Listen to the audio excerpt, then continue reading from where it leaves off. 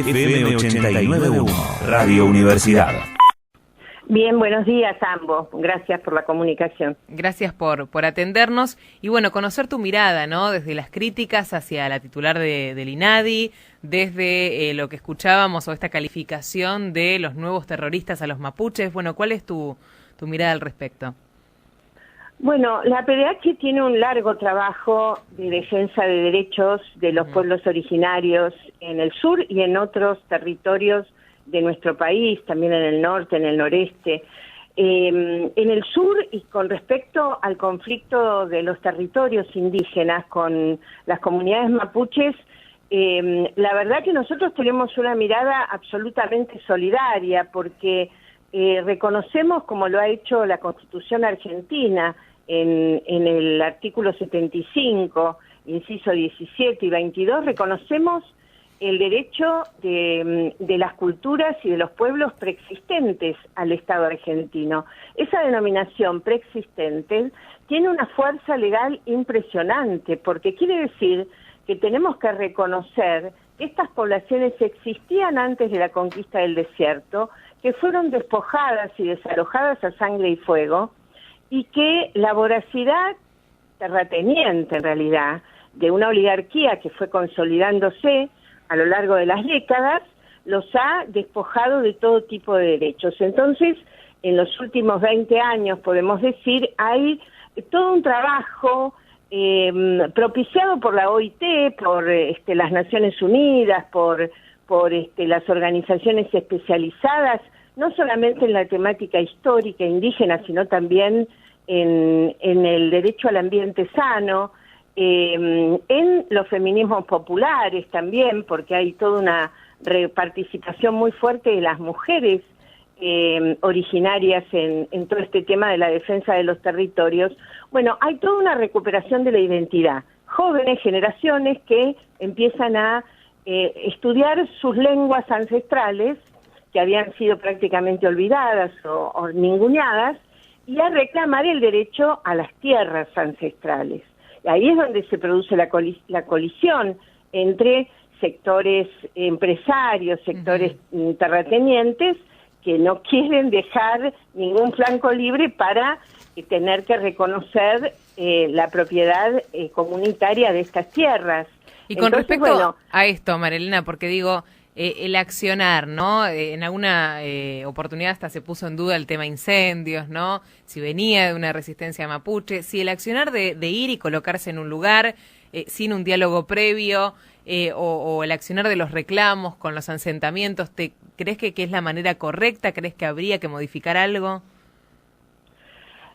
Bueno, esto es un tema que corresponde contestarlo a los propios integrantes de las comunidades, ¿no? Nosotros lo que hacemos es tratar de garantizar que las intervenciones del Estado correspondan al Estado de Derecho. No puede haber un cerco policial que les impida a quienes están haciendo un acampe o están tomando un territorio. No puede ser que no se les permita ingresar alimentos y ropa de abrigo, por ejemplo. Hay cuestiones de las metodologías que podemos no compartir.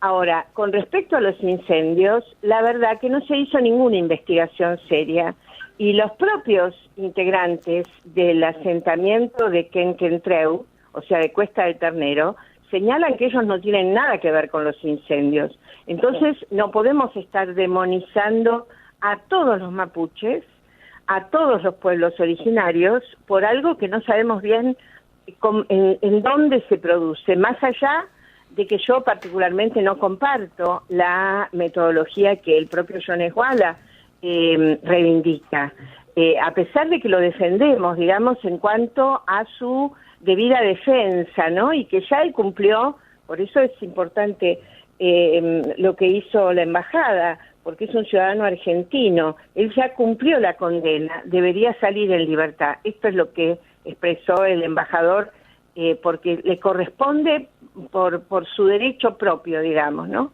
Sí, y también el embajador Tavo Siureiro te saluda, María Elena, gracias por este ratito.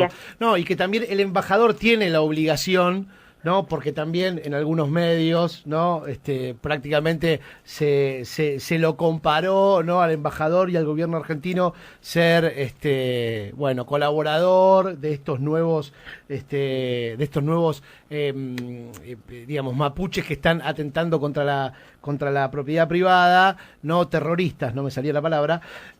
Bueno, y la verdad que tiene la obligación el embajador de intervenir en esta situación. María Elena, yo le quería agregar, que me parece que no es menor el dato, cuando vos hablabas de, ¿no?, la campaña del desierto, ¿no?, de cómo fueron corridos de sus territorios, ¿no?, y que después llegaron digamos, los terratenientes y que también hicieron lo propio, que en algún momento en la Argentina sufrimos también la transnacionalización de las tierras, y es imposible en cualquier crónica, ¿no?, sobre este tema que no nombremos por un lado a Lewis y que por el otro lado no lo nombremos a Benetton, ¿no? Si bien uno está en Río Negro y el otro en Chubut, me parece que siempre hay que ponerlo dentro de la escena, ¿no? Porque no son jugadores que no estén participando, ¿no?, en este momento, ¿no? También.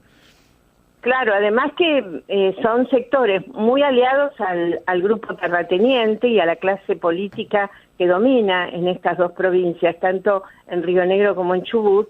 Y fíjense ustedes, esto es muy conocido, que el Lago Escondido, que es el territorio comprado, adquirido por Lewis, desconoce una orden judicial hace años, la orden judicial que le ordenó abrir el camino para que la gente pueda pasar y llegar al lago, porque no hay propiedad privada de los lagos en la Argentina, por suerte, ni de los ríos, y sin embargo él la incumple. Por eso todos los años hay toda una marcha muy difícil, una caminata que intenta llegar, y lo hace a veces pese a los obstáculos que le pone la familia Lewis y algunos pobladores que son muy funcionales, porque los pobladores que viven, digamos, que trabajan alrededor de estos núcleos empresariales y ganaderos, se convierten en aliados naturales y en enemigos del indígena. Ven a los grupos indígenas como enemigos, ¿no? Se constituyen como un enemigo interno, le tienen miedo. A mí me parece que es terrible que se utilice este tema. Fíjense cómo desde ciertos sectores del poder político y mediático han tomado este conflicto, que en realidad es un conflicto menor, si se quiere, digamos, importante, pero muy relativo. Totalmente. Lo toman como un tema de alta política nacional. A ver, y la verdad, María Elena, no en la provincia de Buenos Aires hay discusiones territoriales, ¿no?, por decirlo de esa manera, mucho más inmensa de lo que está pasando en el sur de nuestro país, ¿no? Mucho más grande en cuanto a involucrados y a involucradas, no tomas que están en discusión, sí, ¿no?, y que están también pasando por algún momento judicial, que son mucho más importantes que eso. Sin embargo, por supuesto, como bien decías, María Elena, digamos, me parece que están siendo utilizados como chivo expiatorio, como se suele decir, y para trasladar ese conflicto que es menor, ¿no?, lo han masificado y lo han transformado en un conflicto de escala mayor. Vos recién hablabas de esa marcha que organizan los muchachos y muchachas de FICCA, que están allí intentando todo el tiempo contar esto que sucede en el Lago Escondido, que bueno, Lewis no acepta la decisión judicial. Ya lo hemos contado acá, pero lo podemos repetir ya que estamos en este instante. A ver, el camino público para ir al lago, de la ruta al lago tarda 20 minutos caminando, creo. Uh-huh. El camino que ofrece Lewis tardás 2 días para llegar. ¿Se entiende, no? 20 minutos, media hora, el canal, o mejor dicho, el camino que ofrece Lewis para llegar al lago, tardás 2 días y hay que subir montañas, bueno, una locura. ¿Crees vos, y yo la última de mi parte, María Elena, si bien todavía hay mucho por investigar y saber, que un poco, y en relación a esto que decíamos, ¿no?, de transformar ese conflicto a escala nacional, ¿crees que hay un poco digamos que los mapuches están siendo utilizados por algún poder fáctico de la zona como para resolver alguna otra cuestión?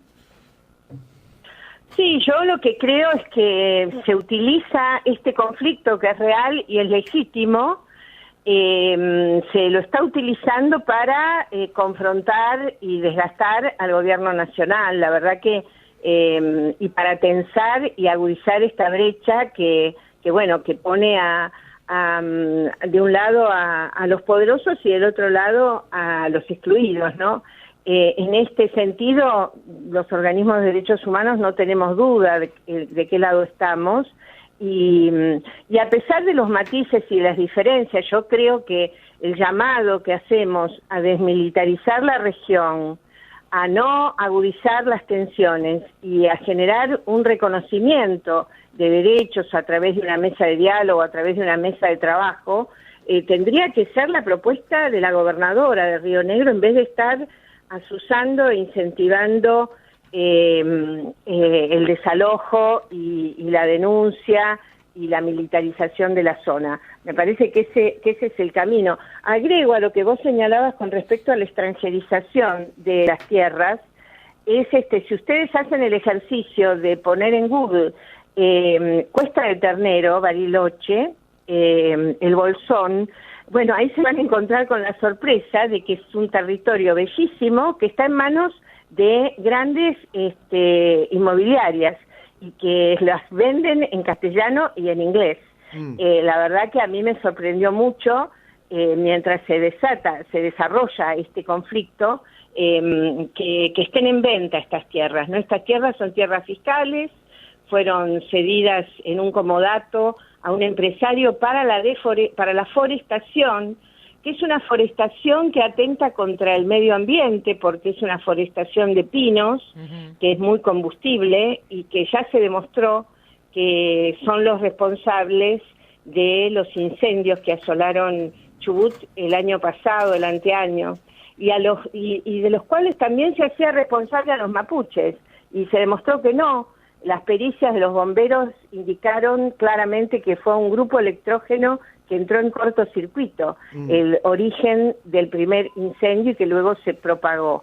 Así que, bueno, la verdad que sí, es un tema complejo, necesitamos revisar más nuestra historia, nuestra conciencia crítica, nuestro sentido de la solidaridad y, por supuesto, apelar a los métodos pacíficos desterrando cualquier tipo de violencia. No, y tampoco hay que olvidar, María Elena, que cuando se empieza a meterle leña, ¿no?, a este conflicto, bueno, no hay que olvidar que a partir de algún caso similar, Santiago Maldonado no fue desaparecido, ¿no?, y Rafael Nahuel también, ¿no? En el caso de Santiago Maldonado por la Gendarmería Nacional y en el caso de Rafael Nahuel por el grupo Albatros de la prefectura, ¿no? Asesinado por la espalda también.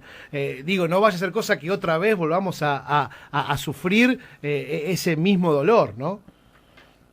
Sí, es muy similar a lo que pasó en Villa Mascardi. Más menos, pero esto que vos decías de pedir más presencia de las Fuerzas Armadas, de las Fuerzas Armadas del Estado, no del Ejército, para resolver el problema, bueno, ya sí tuvimos en los últimos 2 conflictos 2 muertes, ¿no? Y una con desaparición forzada.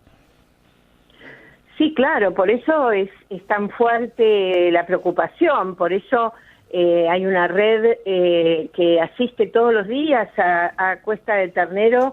Allí están los compañeros de la PDH del noreste del Chubut, de la PDH Bariloche, que son regionales del Bolsón también, y una red de organizaciones solidarias justamente para ser testigos, ¿no?, y para contener y evitar cualquier tipo de salida represiva. Esto es lo que decimos, no se solucionan con represión, se soluciona con el cumplimiento de la ley 26.160. Aprovecho este espacio para decir que hay una ley muy importante que se votó en la presidencia de Néstor Kirchner, propuesta por el conjunto de comunidades, que es la ley que establece el relevamiento de tierras ancestrales el otorgamiento de personerías jurídicas a las comunidades para la consolidación de la propiedad comunitaria.